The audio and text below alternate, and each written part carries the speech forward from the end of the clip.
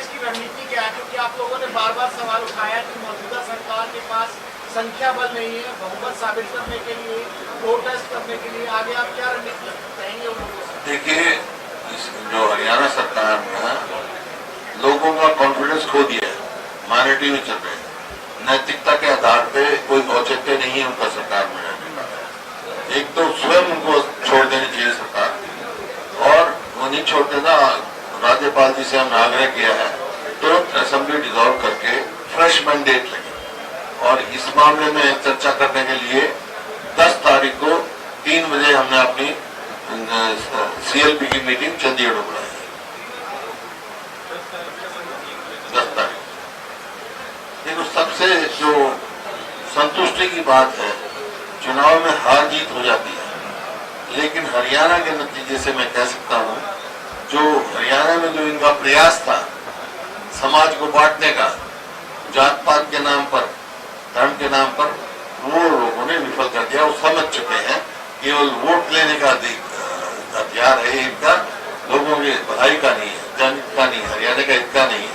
हरियाणा के लोग चाहते हैं रोजगार, विकास, शिक्षा। ये हर मोड़ पे हरियाणा सरकार विफल है।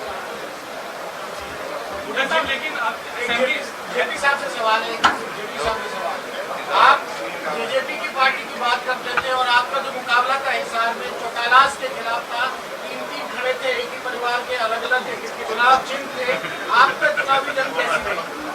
मेरी तो उस परिवार से कभी लड़ाई रही नहीं, परिवारों से भी लड़ाई होती। प्रजातंत्र में बौड़े है, वो बार बार कहते रहे हम जेपी से लड़ रहे हैं।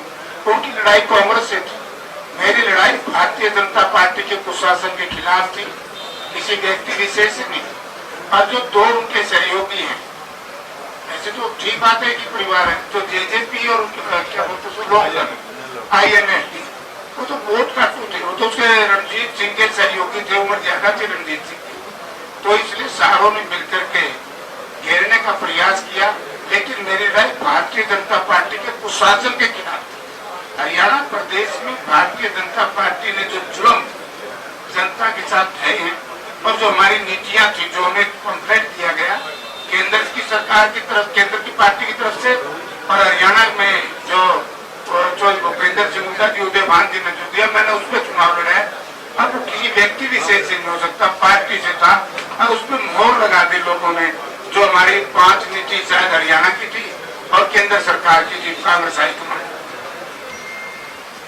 देखो, जो मैंने कहा ना कि ये संतुष्टि की बात है, लोगों ने न जात पे न पात पे मोहर लगाई है, हाथ पे।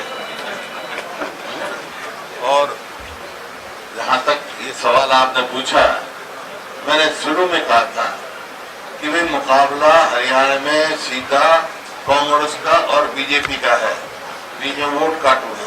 लेकिन सवाल आया किसका किसके साथ मुकाबला है? भाई कांग्रेस का तो बीजेपी से मुकाबला था, और ये जो वो दूसरे थे ना, उनका मुकाबला नोटा से था, नोटा से कर रहे हैं मुकाबला।